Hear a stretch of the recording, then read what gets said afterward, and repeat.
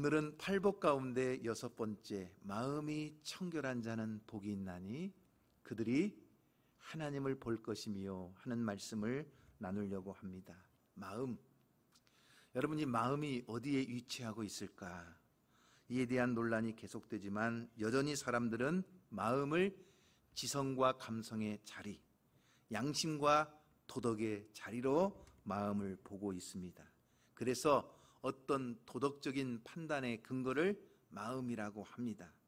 그래서 어떤 도덕적인 판단을 강요할 때 가슴에 손을 얹고 생각해 보아라, 양심의 소리에 귀를 기울여 보아라 하는 이야기를 합니다. 그만큼 마음에도 눈이 있고 마음에도 귀가 있다는 것을 우리는 생각하게 됩니다. 제가 오래전 전도사로 있던 시절에 김제에서 우리 학생들 수련회를 하기 위해서 저 진안으로 수련회 장소 답사를 다녀온 적이 있습니다.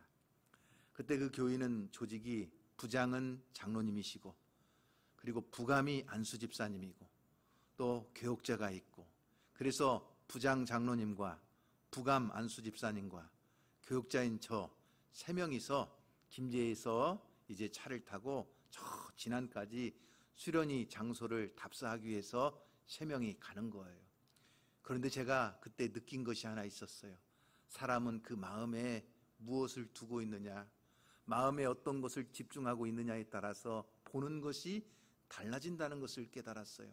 제가 운전을 하고 가면서 산 고개를 넘어갈 때마다 동네가 나오면 제 눈에 가장 먼저 들어오는 것은 뭐였을까요? 교회였어요. 야, 장로님, 이 교회는 동네가 이렇게 조그마한 동네인데도 교회가 저렇게 예쁘게 잘 지어져 있네요. 어떤 동네는 지나다 보면 동네는 큰데 거기에는 동네가 교회가 없어요. 이 교회에 교회를 개척해야 될 텐데요. 제 눈에 가장 먼저 들어오는 것은 그 동네에, 그 마을에 교회가 있느냐 없느냐였어요. 학교에 초등학교 교장 선생님이었던 그 장로님은요, 그 고개를 넘어가 동네가 나올 때마다 눈에 가장 먼저 들어오는 것은 뭐였을까요? 학교였어요. 아니, 벌써 이 학교도 폐교가 되었네요. 옛날에 이 학교가 굉장히 큰 학교였는데, 그래서 고개를 넘어가고 새로운 마을이 나올 때마다 그 교장 선생님 눈에는 제일 먼저 뭐가 보이느냐? 학교가 눈에 먼저 들어오는 거예요. 그런데 그 안수 집사님은 뭐 하시는 분이었느냐? 소를 키우시는 분이에요. 소를 굉장히 많이 키우는데 탁 동네를 넘어갈 때마다 그 안수 집사님 눈에는 뭐가 들어오느냐? 야, 전사님, 저 풀 봐요, 풀. 저기다가 소 놓아 먹이면 야, 저 또 잘 나오겠네요. 저 초목 무성한 것 좀 보세요. 그 소를 키우는 집사님 눈에는 항상 뭐가 제일 먼저 눈에 들어와요? 확 우거져 있는 초목이 눈에 들어오는 거예요. 그만큼 여러분, 사람은 세상을 살 때 항상 무엇인가를 보면서 살아갑니다. 그 대상이 물질적인 것일 수도 있고 정신적인 것일 수도 있습니다. 사업을 하는 사람은 눈을 감으나 눈을 뜨나 돈의 향방을 보고 뛰어갑니다. 정치하는 사람들은 권력과 명예를 항상 눈앞에 두고 살아갑니다. 사랑에 빠진 젊은 남녀는 항상 사랑하는 그 대상에 집중하면서 바라보고 살아가는 것입니다. 한 사람이 평생을 살면서 무엇을 바라보고 무엇을 향해 뛰어가느냐, 그것이 바로 그 사람의 삶의 질을 평가할 수 있다고 해도 과언이 아닐 것입니다. 하지만 우리가 똑같이 세상에서 일하고 세상 사람들과 뒤섞어 살아가지만, 그러나 세상 사람들에 비해서 정말 예수 믿는 우리에게 다른 것이 하나 있다면 그것은 뭐예요? 하나님을 볼 수 있는 눈을 가지고 있다는 사실입니다. 그러므로 오늘 우리에게 가르쳐 주신 말씀에도 마음이 청결한 자는 복이 있나니 그들이 무엇을 보는 거예요? 하나님을 볼 것이라고 가르쳐 주고 있습니다. 우리의 마음의 눈이 활짝 떠지고, 그래서 날마다 살아계신 하나님, 전능하신 하나님, 그 능력의 하나님을 바라보며 살아가는 사람이 가장 행복한 사람이다 하는 것입니다. 오늘 저와 여러분이 날마다 마음의 눈을 뜨고 하나님을 보며 살아가는 성도가 되기를 주님의 이름으로 축원합니다. 그런데 여러분, 하나님을 볼 수 있는 것, 그것은 아무나 보는 것이 아니에요. 하나님은 영이시요 거룩하신 분이기 때문에 우리의 육신의 눈으로 우리가 보고 싶다고 볼 수 있는 분이 아니에요. 그 하나님을 보기 위해서 반드시 필요한 요건이 하나 있는데 그것이 뭐예요? 마음이 청결한 자가 하나님을 볼 수 있다고 가르쳐 주는 거예요. 그렇다면 오늘 우리는 이 말씀 속에서 도대체 마음이 청결하다는 것은 무엇을 의미하는 것인가? 그래서 어떻게 해야 마음이 청결해서 하나님을 볼 수 있는가 하는 것을 생각해 보아야 될 것입니다. 그 첫 번째는 우리의 이 겉모습, 우리의 외적인 겉사람이 아니라 우리의 영혼, 우리 내면의 속사람이 청결해야 하나님을 볼 수 있다는 의미입니다. 다시 말하면 마음이 청결한 자는 복이 있다 그랬는데 이 마음이 청결하다는 것은 우리의 겉모습, 외적인 것이 아니라 우리의 뭐예요? 속사람, 내면이 깨끗해야 하나님을 볼 수 있다고 우리에게 가르쳐 줍니다. 여러분, 청결이라는 말이 헬라어로 카타로스라고 하는 단어입니다. 바로 이 카타로스라고 하는 헬라어에서 흔히 우리가 잘 이야기하는 카타르시스라는 단어가 나왔어요. 그 카타로스라는 말은 뭐냐면 부패하고 오염된 그러한 불결한 것들이 깨끗하게 되었을 때 쓰이는 말이 카타로스예요. 그래서 이 말에서 카타르시스가 나왔는데 심리학이나 상담학에서 말하는 카타르시스가 뭐예요? 우리 마음에 쌓여있는 어떤 중압감, 우리 마음 속에 팍 부패되어 있는 어떤 갈등이나 어떤 그 상처 등을 깨끗이 해결하고 제거해 버렸을 때 카타르시스를 느꼈다고 이야기하는 거예요. 그러므로 마음이 청결하다는 것은 우리의 겉모습이 아니라 바로 우리의 이 속사람에 있다는 것을 강조해 주고 있는 거예요. 그러기에 항상 인간의 겉모습을 추구하면서 이 겉사람만을 치장하는 그러한 모습을 보고 예수님께서는 바리새인과 세계관들을 굉장히 책망하시고 신랄하게 비판하셨다는 것을 여러분 우리는 기억해야 됩니다. 여러분, 왜 예수님이 바리새인과 서기관들을 비판했지요? 바로 마태복음 23장 25절 이하의 말씀부터 보시면 그들이 추구하는 것이 뭐예요? 겉모습이었어요. 그 내면 속사람은 썩어 있고 부패하고 완전히 그냥 죽음이 가득한데 겉으로만 화려하고 겉으로만 깨끗한 척하는 바리새인과 서기관들을 예수님이 책망하시면서 그 속사람, 그 내면이 깨끗해지기를 원하시고 그래야 하나님이 원하시는 진정한 거룩한 자가 된다고 말씀하시는 거예요. 자, 여러분 말씀을 한번 읽어볼까요? 마태복음 23장 25절 이하의 말씀입니다. 시작. 화 있을진저 외식하는 서기관들과 바리새인들이여. 왜요? 왜 외식한다는 거예요? 잔과 대접의 겉은 깨끗하되 뭐예요? 그 안에는 뭐가 있어요? 탐욕과 방탕으로 가득하게 되었도다. 화려한 옷을 입고 거룩한 옷을 입고 스스로 깨끗하고 의로운 척하지만 그 속에는 탐욕과 방탕으로 가득 찬 바리새인과 서기관들, 마음이 부패하고 마음이 더러워졌다는 거예요. 그 다음에 여러분 26절 말씀에도 보면 눈먼 바리새인이여 너희는 먼저 어디를 깨끗이 하라? 안을 깨끗이 하라는 거예요. 그러면 겉도 깨끗해진다는 거예요. 겉을 깨끗이 한다고 그 마음이 깨끗해지는 것이 아니라 그 마음을 청결하게 할 때 그 사람의 행동과 언어와 생각과 모든 삶이 깨끗해진다는 거예요. 그래서 27절 말씀에도 보면 계속적으로 예수님이 이렇게 말씀하세요.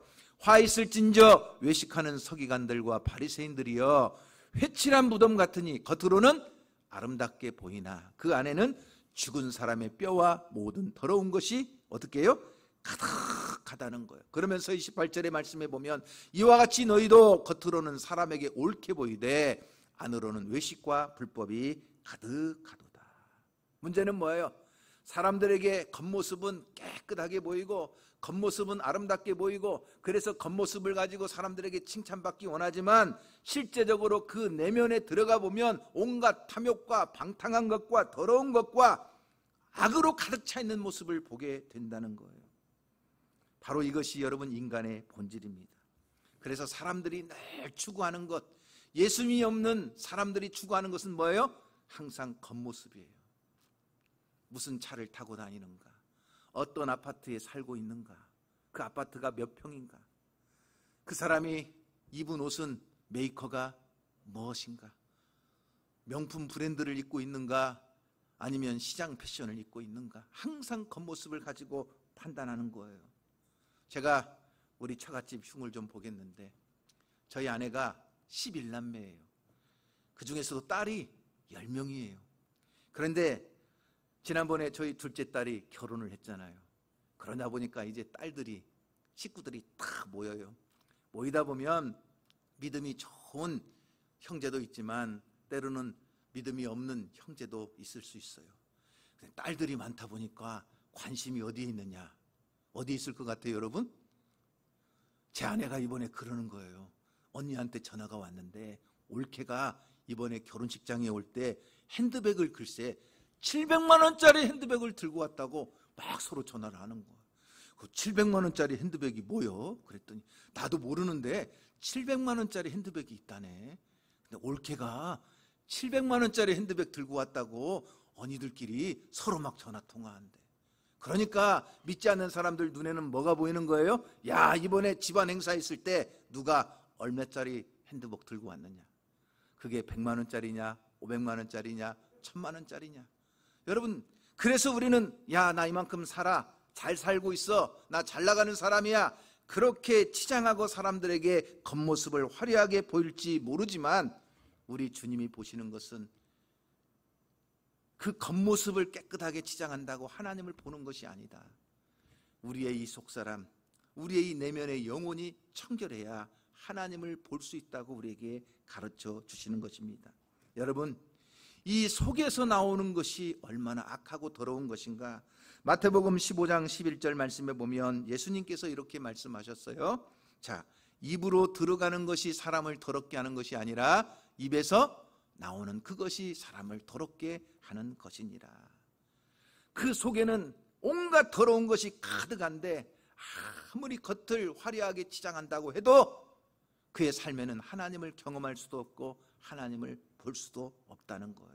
그러므로 사랑하는 성도 여러분, 여러분들이 매 주일마다 교회에 올 때 자신을 깨끗하고 단정하게 가꾸고 오는 것 굉장히 중요합니다. 그렇죠? 하지만 우리가 다른 성도들을 대할 때마다 그 사람의 겉모습을 보고 판단하고 그 겉모습을 가지고 비판하고 하는 자세는 굉장히 좋지 않다는 거예요.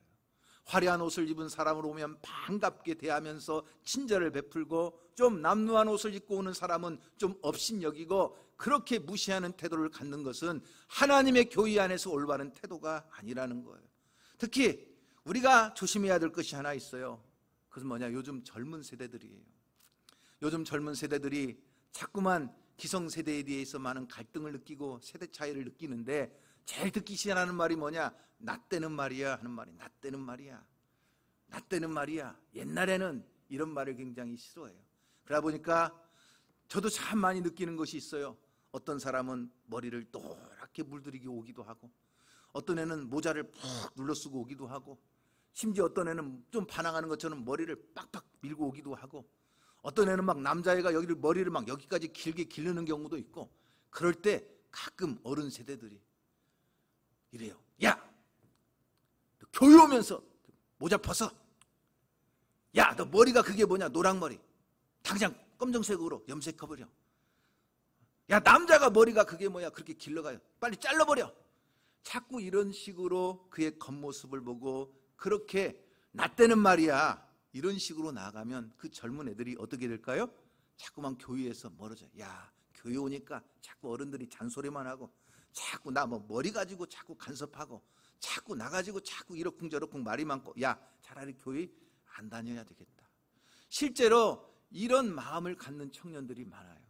그러니 여러분, 혹시 우리 어른들이 볼 때 우리 젊은 애들이 머리를 노랗게 하고 오든, 심지어 빨갛게 하고 오든, 머리를 기르고 오든, 빡빡 깎고 오든, 우리는 야, 교회에 나오는 그 모습을 예쁘게 보고, 그래도 그 모습을 가지고라도 하나님 앞에 나와서 예배하려고 하는 그 자세를 귀하게 보고, 그들을 위해서 기도할 때 그들의 마음이 변하면 그들의 겉모습도 변하고 그들의 삶도 변화되는 줄로 믿으시기를 바랍니다. 그러므로 여러분, 우리의 삶에서 정말 내가 살아계신 하나님을 보며 그 살아계신 하나님을 날마다 느끼며 경험하며 살아갈 수 있는 비결이 뭐냐?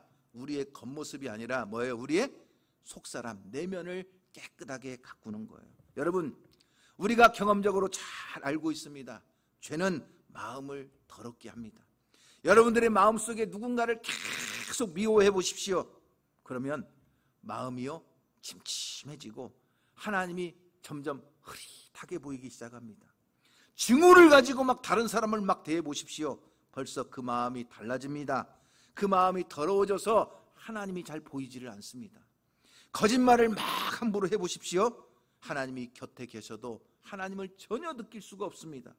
용서하지 못하고 누군가를 향해서 계속 불타는 어떤 막 마음을 가지고 살아가 보십시오. 마음의 눈이 어두워서 하나님을 볼 수가 없는 거예요. 누가 안 보여요? 하나님이 안 보이는 거예요. 결국 우리의 마음이 부패해지고 죄로 더럽혀지면 하나님이 앞에 계셔도 보이지 않고 하나님이 곁에 계셔도 느끼지 못하는 거예요. 그러니 죄로 오염된 이 부패한 마음을 가지고 있으면 하나님이 선하게 보시는 것을 내가 악하게 보기 시작하고, 하나님이 악하게 보시는 것을 나는 뭐예요? 매력적으로 느끼기 시작하는 거예요. 이것이 하나님이 없는, 하나님을 보지 못하는 이 죄로 오염된 사람들의 특징이라고 할 수가 있습니다. 그러므로 우리는 예수 그리스도의 보혈로, 그 십자가의 주사함을 받고 그 보혈로 우리의 오염된 마음을 깨끗이 씻어내어 청결하게 해야 될 줄로 믿으시기를 바랍니다. 그래서 날마다 주님의 십자가 앞에 나아가 그 예수 그리스도의 보혈의 공로를 의지하여 주님, 부패한 내 마음을 씻어 주시옵소서, 오염된 내 마음을 씻어 주시옵소서, 하나님 어두운 내 마음을 깨끗하게 하여 주시옵소서. 그래서 진정으로 내 마음이 성령으로 거듭나게 될 때 하나님이 보이기 시작하는 거예요. 요한복음 3장 3절 말씀에서 예수님께서 내가 진실로 진실로 너에게 이르노니 사람이 거듭나지 아니하면 하나님의 나라를 볼 수가 없느니라. 이 말을 바꾸어 말하면 성령으로 거듭난 사람만이 하나님의 나라를 보고 하나님을 볼 수 있다는 이야기입니다. 그러므로 여러분, 우리가 가장 중요한 것, 믿음의 시작은 어디예요? 마음이에요. 내 마음의 문을 열고 내가 예수 그리스도의 마음을 품는 거예요. 내 마음의 문을 열고 예수님을 나의 구주와 주님으로 영접하는 거예요. 그래서 날마다 주님 안에서 살아갈 때 죄로 오염된 부패한 오염된 나의 마음이 깨끗하게 되고 진정 하나님을 바라보며 그 하나님의 나라를 소망할 수 있는 믿음으로 살게 되는 줄로 믿습니다. 여러분, 믿음의 시작이 어디로부터 온다고요? 어디요? 마음이에요. 자, 로마서 10장 10절 말씀에 보면 이런 말씀이 나옵니다. 자, 로마서 10장 10절 말씀 시작. 사람이 마음으로 믿어서 의에 이르고 입으로 시인하여 구원에 이르느니라. 이 마음으로 예수를 믿고 영접하지 않으면 입으로도 시인할 수 없고 의롭다함을 받지도 못하고 구원도 받지 못한다는 거예요.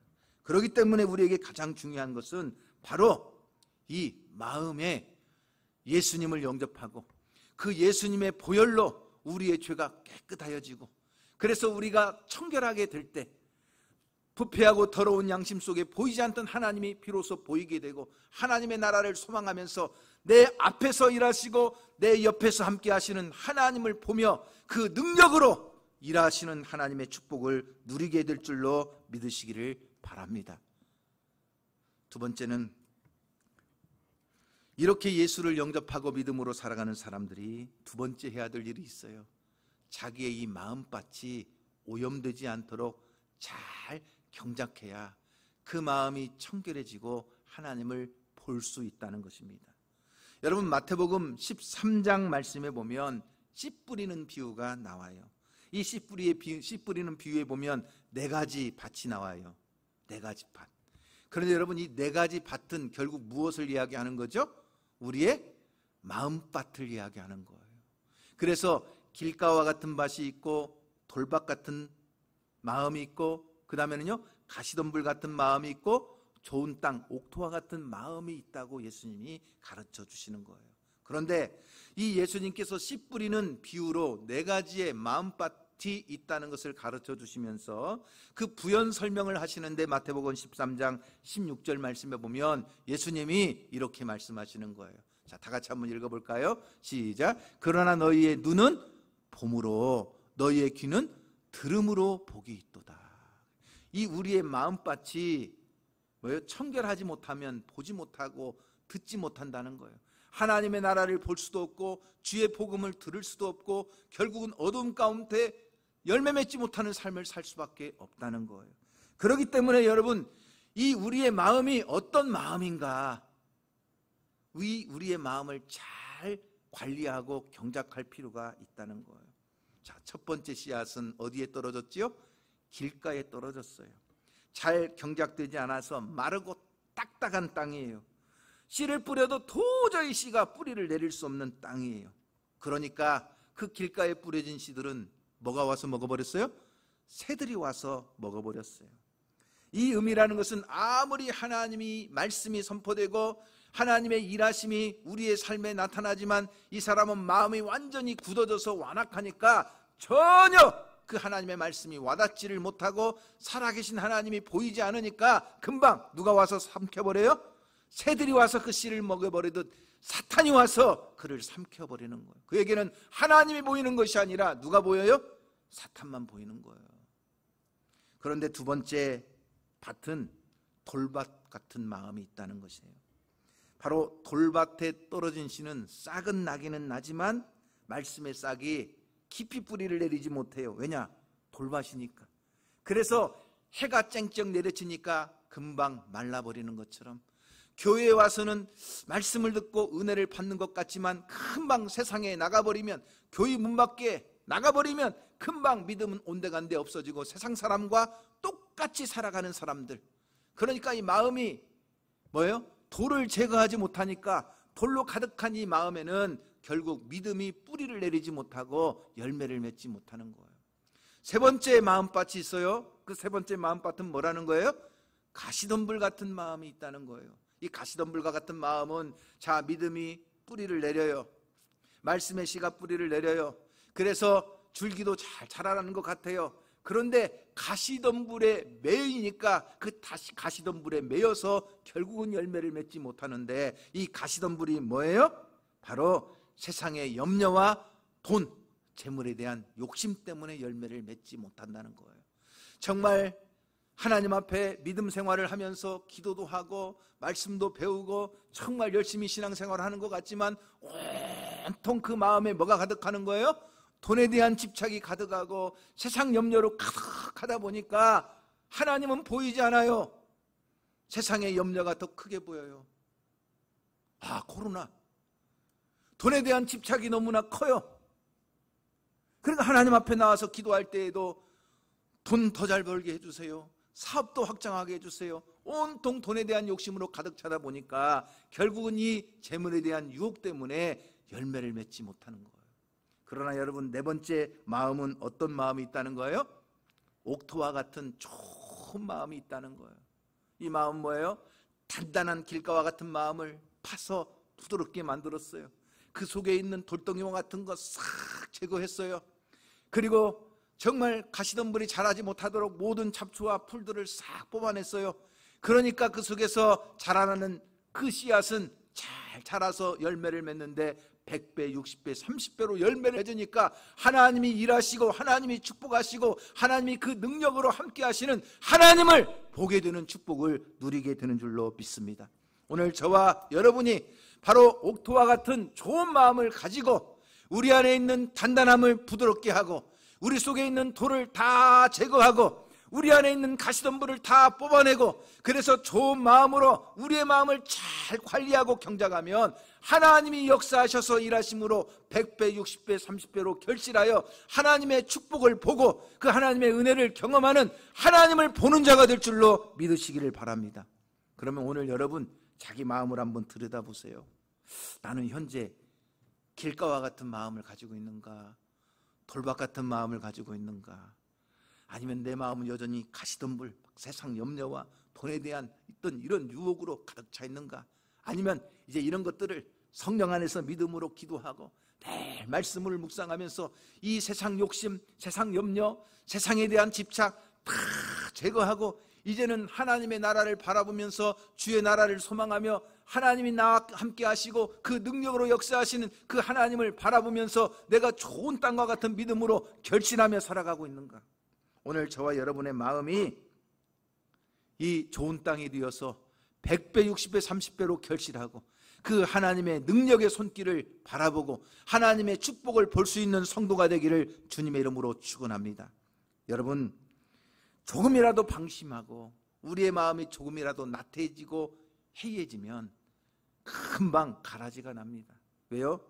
사람이 잘 때 그 원수가 와서 곡식 가운데 가라지를 덧뿌려 놓듯이 우리는 마음을 그냥 놓아버리고 마음이 나태해지면요 금방 가라지가 나버려요. 그렇기 때문에 여러분, 우리는 항상 마음을 잘 관리해야 돼요. 늘 하나님 앞에 말씀을 붙잡고 늘 나의 연약함을 고백하며 기도하면서 경건의 연습을 통하여 우리의 마음이 항상 가라지가 나지 않도록 말씀으로 우리의 마음을 잘 경작할 수 있는 성도가 되기를 주님의 이름으로 축원합니다. 여러분, 잡초는요 심지 않고 가꾸지 않아도 저절로 잘 자라요. 언제 그렇게 자라는지 몰라요. 그 잡초는 뽑아내지 않으면 계속 자라는 거예요. 그러나 곡식은요 어떻게 해야 되죠? 심어야 돼요. 거름을 주고 가꿔야 돼요. 그래야 열매를 거두는 거예요.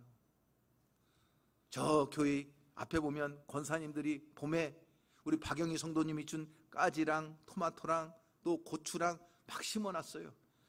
여러분, 저거 저절로 열매가 맺힌 것 같지요? 그렇잖아요. 가서 풀을 뽑고 거기다가 거름을 주고 그래가지고 권사님들이 얼마나 또 가꾸어가지고 열매를 따는 거예요. 여러분, 땅을 파고 돌을 제거하고 거기에서 풀을 뽑아내고 또 거름을 주고 그래야 고추도 따고 가지도 따는 것처럼 우리의 마음은요 항상 이 마음이 가시나 엉겅퀴나 이러한 잡초가 나지 않도록 마음을 잘 경작할 때 하나님을 보기 시작하는 거예요. 하나님을 본다는 것은 뭐예요? 100배, 60배, 30배로 결실하게 하시는 그 믿음의 열매, 하나님의 축복을 보게 해주시는 줄로 믿습니다. 오늘 여러분의 삶에 이와 같은 하나님의 은혜로 풍성한 열매를 맺는 축복을 보는 성도가 되기를 주님의 이름으로 축원합니다. 세 번째는 두 마음을 품지 않아야 하나님을 볼 수 있다는 것입니다. 마음이 청결하다는 것은 뭐예요? 이중적이지 않고 위선적이지 않고 두 마음을 품지 않는 것이 마음이 청결하다는 거예요. 여러분, 마태복음 6장 24절 말씀에 가서 보시면 예수님이 이렇게 말씀하셨어요. 자, 다 같이 한번 읽어보실까요? 자, 시작. 한 사람이 두 주인을 섬기지 못할 것이니 혹 이를 미워하고 저를 사랑하거나 혹 이를 중히 여기고 저를 경히 여김이라. 너희가 하나님과 재물을 겸하여 섬기지 못한다. 뭐예요? 두 마음을 갖으면 안 된다는 거. 그런데 이 말씀을 하시기 바로 앞에 22절 23절 말씀을 보면 예수님이 먼저 이 말씀을 하셨어요. 자, 그 앞에 말씀을 한번 보세요. 22절 23절 시작. 눈은 몸의 등불이니 그러므로 내 눈이 성하면 온몸이 밝을 것이요 눈이 나쁘면 온몸이 어두울 것이니 그러므로 내게 있는 빛이 어두우면 그 어두움이 얼마나 더하겠느냐 하시면서 한 사람이 두 주인을 섬기지 못한다. 다시 말하면 우리의 마음의 눈이 어두워지면 깜깜해서 하나님을 보지 못하는데 그 이유가 뭐냐? 두 마음, 두 주인을 섬기는 마음을 가지고 있기 때문에 눈이 어두워져서 온몸이 깜깜한 어둠의 길을 걷는다고 우리에게 가르쳐 주시는 거예요. 하나님께도 마음을 주었다가 세상에 나와서는 세상의 재물에도 마음을 뺏겼다가 자꾸 이렇게 마음이 흔들리는 이중적인 마음을 가지면 하나님이 어떻게 보여요? 희미하게 보이다가 결국은 내 눈이 깜깜해져서 나중에는 하나님을 볼 수 없게 된다는 거예요. 그러므로 우리가 하나님을 보고자 하는 거룩한 열망이 있느냐? 더 하나님 앞에 가까이 나아가서 하나님을 만나고 그 하나님의 능력을 경험하고 싶은 그 열망이 있느냐? 그러면 두 마음을 품지 말라는 거예요. 오직 한 분 예수 그리스도만 바라보고 오직 하나님만 의지하며 살아가는 그 믿음을 가지고 살아야 된다는 거예요. 그래서 야고보 사도가 야고보서 4장 8절 말씀에 보면 이렇게 말했습니다. 한번 읽어볼까요? 자, 시작. 하나님을 가까이 하라. 그리하면 너희를 가까이 하시리라. 하나님을 가까이 하면 결국 하나님을 만나고 하나님을 보게 되는데 그 하나님을 가까이 하는 비결이 뭐예요? 죄인들아 손을 깨끗이 하라. 두 마음을 품은 자들아 마음을 성결하게 하라는 거예요. 하나님을 만나고 하나님을 보기 원할 때 가장 중요한 것은 이 두 마음, 이 두 마음을 정리하는 거예요. 그럴 때 우리는 하나님을 보는 축복을 누리며 인생의 참된 행복을 누리게 될 줄로 믿습니다. 눈을 뜨나 까무나 그 눈앞에 하나님만 보이는 사람, 그 마음에 하나님으로 가득 채워진 사람, 여러분, 이 사람만큼 행복한 사람이 어디에 있겠습니까? 천지 만물을 창조하신 여호와 하나님이 그 마음에 가득합니다. 인간의 생사화복을 좌우하시는 하나님이 항상 눈앞에 계십니다. 그 하나님의 신전의식을 가지고 매일매일 사는 사람은 세상에 두려울 것이 어디가 있겠습니까? 하나님이 보이는 그 사람을 누가 두렵게 하겠습니까? 마음의 불만과 불평은 사라집니다.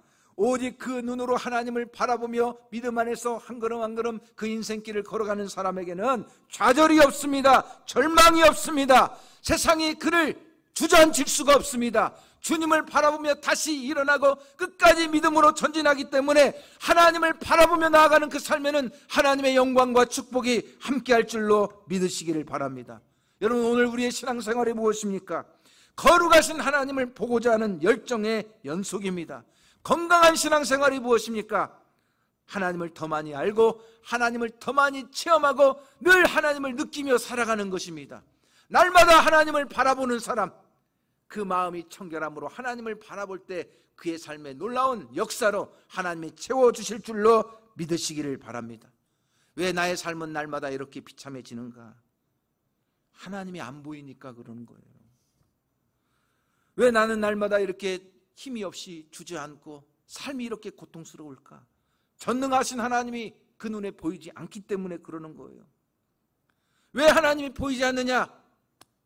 마음이 청결하지 못하고 내 마음을 잘 관리하지 못해서 온통 돌박과 가시로 가득 차 있고 내가 두 마음을 품고 살아가니까 하나님이 보이지 않는 거예요. 그러니 하나님의 역사로 열매도 맺지 못하고 하나님의 도우심과 능력을 보지 못하는 거예요. 여러분, 희미하게 보이는 것이 무슨 의미가 있습니까? 저도 이제 조금씩 나이가 들어가니까 노안이 와가지고 어떤 때는 희미하니까 잘 보이지 않아요. 습관적으로 하는 게 있잖아요. 뭐예요? 이렇게 하고 봐야 글씨가 보여요. 분명히 보이긴 보이는데 희미하게 보이니까 아무리 봐도 글씨가 잘 보이지 않아서 어떤 때는 안경을 올리고 이렇게 해야만 보이는 거예요. 여러분, 오늘 우리의 삶에 두 마음을 품고 있으니 하나님이 잘 보이지를 않아요. 하나님을 보이지 않으니 마음에 의심이 가득 차고 세상에 대한 불만과 불평으로 가득 차고 하나님이 어디 계신지 그 믿음도 송두리째 빼앗겨버리고 그러니 그의 삶에 믿음의 역사가 일어나지 않는 거예요. 우리가 말씀을 마치기 전에 영상을 하나 보겠는데 이 영상을 보고 오늘 여러분들이 무엇인가 느낄 수 있기를 바랍니다. 자, 영상을 함께 한번 볼까요?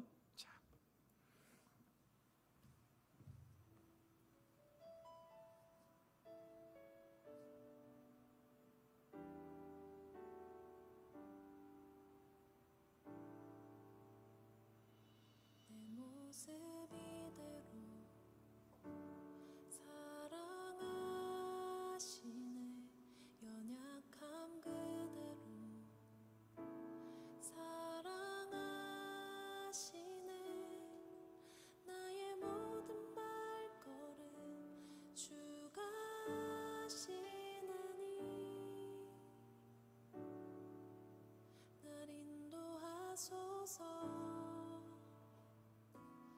모습 이대로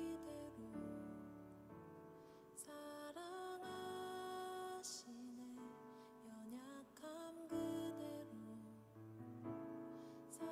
사랑하시네. 나의 모든 발걸음 주가 하시나니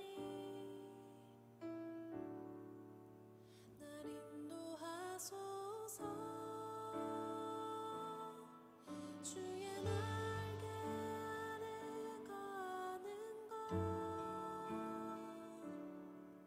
주의 임재 안에 거하는 것, 나의 가장 큰 소망, 나의 가장 큰 은혜, 주와 함께 동행하느니